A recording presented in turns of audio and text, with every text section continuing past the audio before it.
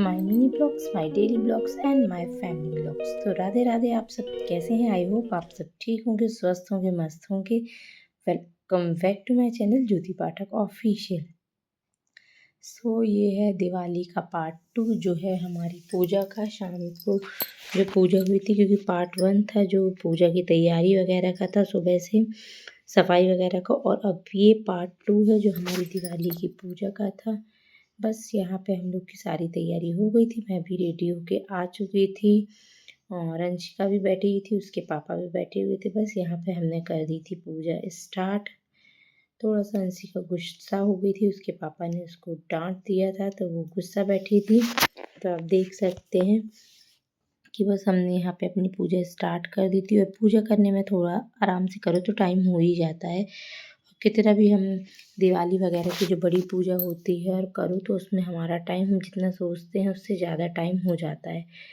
तो बस यहाँ पे हम कलश वगैरह गौर माता को, और बस यहाँ पे हमने तिलक रोली वगैरह सारी चीज़ें लगानी स्टार्ट कर दी थी। तो मैंने हस्बैंड से बोला स्टार्ट करो पूजा, तो उन्हें सारी चीज़ स्टार्ट कर दी। और यहाँ पे हमारी पूजा वगैरह जो भी थी वो होने लगी थी। खाना वगैरह मैंने बना के पहले ही रख दिया था। मैंने सोचा क्यों पूजा करने में ही टाइम हो जाएगा, इसके बाद फिर अंशिका पटाखे वगैरह जलाएगी तो उसमें भी मुझे साथ में ही अंशिका के रहना पड़ता, क्योंकि अंशिका डरती है। उसके पापा उससे बोलते हैं कि जलाओ जलाओ साथ में रह के, पर वो फिर भी डरती है। तो मुझे उसके साथ ही रहना पड़ेगा, क्योंकि नहीं तो वो ज़बरदस्ती करेंगे तो बस दोनों का फिर स्टार्ट हो जाता है कुछ ना कुछ बोलना बालना। तो इसलिए मैंने बोला कि जब अंशिका पटाखे वगैरह जलाएगी तो साथ में रहूँगी, इसलिए मैंने खाना सारा चीज़ पहले बना ली थी, क्योंकि पूजा पाठ के कारण फिर हिम्मत भी नहीं पड़ती और फिर इतना दिवाली का इतना काम हो जाता है कि बस यहाँ पे पूजा करने के बाद फिर कोई इच्छा ही नहीं रहती कि हम पटाखे वगैरह भी जलाएं, क्योंकि बहुत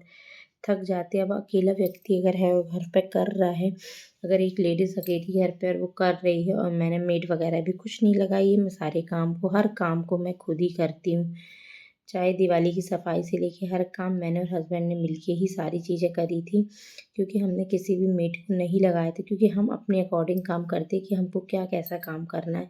और मेड का क्या है कि जैसे अगर किसी को लगा भी लो काम के लिए, अगर कोई लेबर वगैरह को भी लगा लो, वो पूरे दिन में एक बार ही काम करके चला जाएगा। पर हमें थोड़े थोड़े पार्ट में काम करना था, क्योंकि एकदम से काम नहीं हो पा रहा था, क्योंकि हमारा मार्केट वगैरह का काम था। हर चीज़ सोच समझ के करनी पड़ती थी। इनका ड्यूटी वगैरह सारी चीज़ें रहती थी, तो हम एक दिन में सारी चीज़ें नहीं कर सकते थे। जैसा हमें जब टाइम मिलता था हम तब करते थे, और इसलिए हम लोग खुद ही दोनों जन मिलके सारी चीज़ें कर लेते थे। कोई बाई वगैरह हम लोग ने नहीं लगाई थी।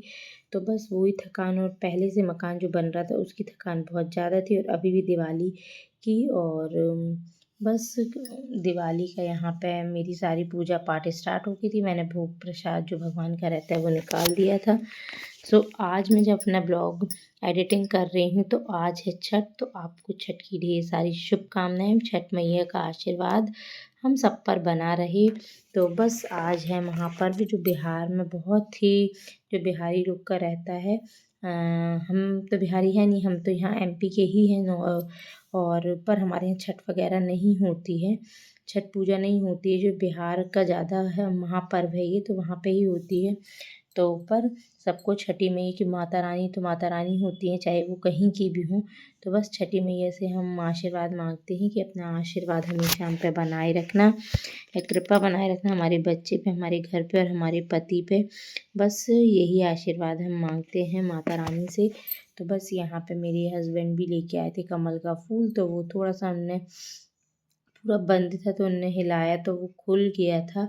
और यहाँ माँ लक्ष्मी जी को वो अर्पण कर रहे थे कमल का फूल। तो बस ये दीपक वगैरह जल गया था, और हवन के लिए हम लोगों ने आग वगैरह कर ली थी। और यहाँ पे हमारा हो जाएगा हवन स्टार्ट। इसके बाद बोलते हैं कि माँ लक्ष्मी जी की आरती नहीं करनी चाहिए, चाहे तो आप जगदीश जी की कर सकते हैं, ओम जय जगदीश हरे वाली, या गणपति बप्पा की आरती कर सकते हैं, पर माता रानी की आरती, माँ लक्ष्मी की आरती नहीं करनी चाहिए दिवाली के दिन।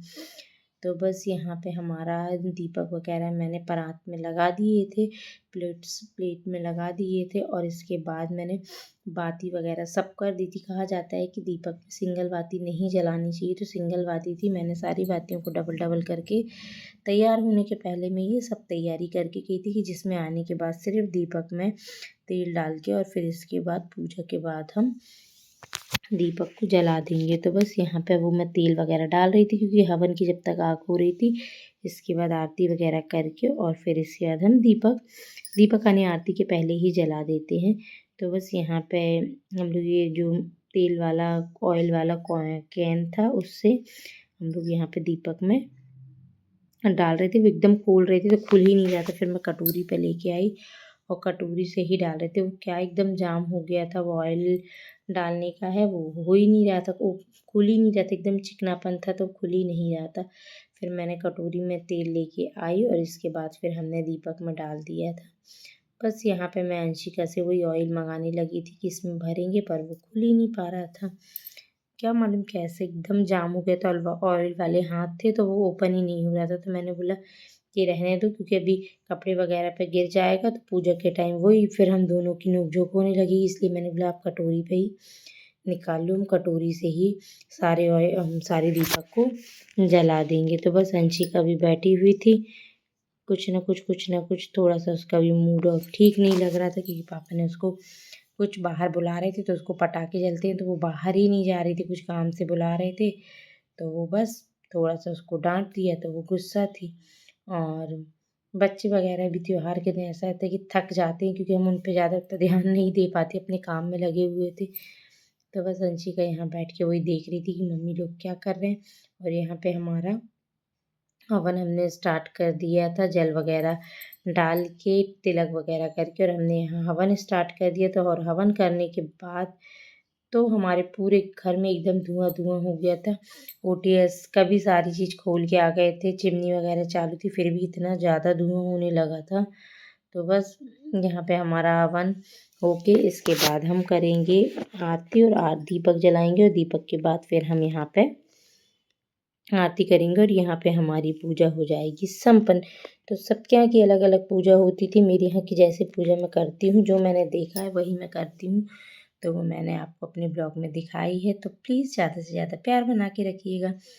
तो बस यहाँ पे हमारा हो चुका था हवन। तो आप देख सकते हैं कि सारे घर में पूरे में धुआं धुआं पूरे रूम में हो गया था। अंशिका की भी आँख से बहुत आंसू आने लगे थे, क्योंकि उसको बहुत ज़्यादा धुआं लग रहा था। वो सोफे पे सिर करके ऐसे बैठ गई थी, क्योंकि बच्चों को तो बहुत ही ज़्यादा लगता है, उनको तो धुआं वगैरह से बहुत ही ज़्यादा एलर्जी है। तो वो बार बार ना अपना आँख ऐसे छुपा के सोफे पे करके बैठ रही थी। तो मैंने सोचा इसको बाहर ही रख देते हैं, क्योंकि हम ना आरती कर पाएंगे ना, एकदम धुआं धुआं लग रहा था बहुत ज़्यादा।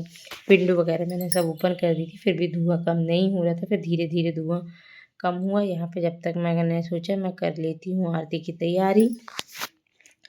जब तक हस्बैंड यहाँ पे दीपक जला रहे थे, तब तक मैंने कर ली थी यहाँ आरती की तैयारी। और बस हम लोग यहाँ आरती के लिए रेडी हो गए थे। तो हम यहाँ पे गणपति बप्पा की आरती कर रहे थे। माँ लक्ष्मी की आरती नहीं की जाती, बोलते हैं दिवाली के दिन।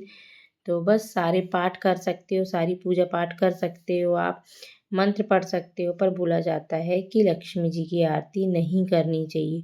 तो बस यहाँ पे हम रेडी हो गए थे आरती करने के लिए, और हाँ यहाँ पे हमारी आरती स्टार्ट हो गई थी। आरती होने के बाद हस्बैंड ने पहले ही दीपक वगैरह सारे जला के नीचे रख दिए थे। तो आप देख सकते हैं कि पूजा के दिन इतना ज़्यादा काम होता है कि टाइम मिलना भी मुश्किल हो जाता था। उसी बीच हमें मार्केट का भी अगर कुछ सामान रह जाता है तो वो मार्केट का भी करो, घर का भी करो, पूजा की तैयारी करो, तो बहुत टाइम हो जाता है।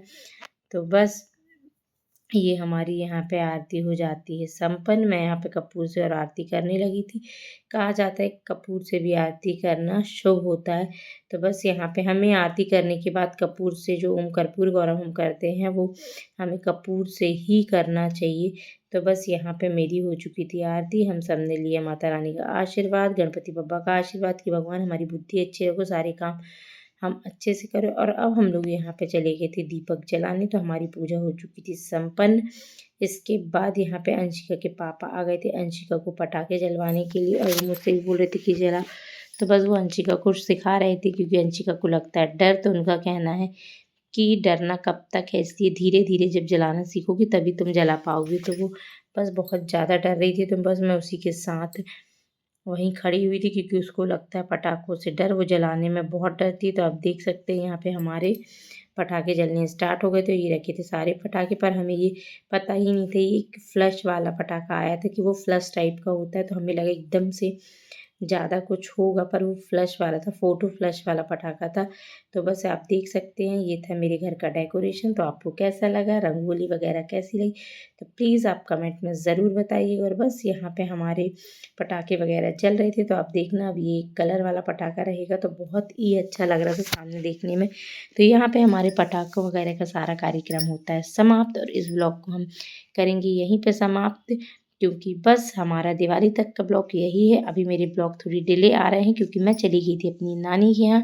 तो बस मेरे ऐसे ही ब्लॉग को प्यार सपोर्ट बना के रखिएगा, ताकि मैं अच्छे-अच्छे ब्लॉग लेके आऊँ। और ये एक लास्ट था फ़ोटो फ्रेम अंशिका का, जो बर्थडे में उसकी मौसी ने दिया था। तो बस प्लीज़ आपको कैसा लगा आप कमेंट में ज़रूर बताना, और बस इस ब्लॉग को करते हैं यहीं पे समाप्त। तो बाय बाय, राधे राधे, फिर मिलेंगे नेक्स्ट ब्लॉग में।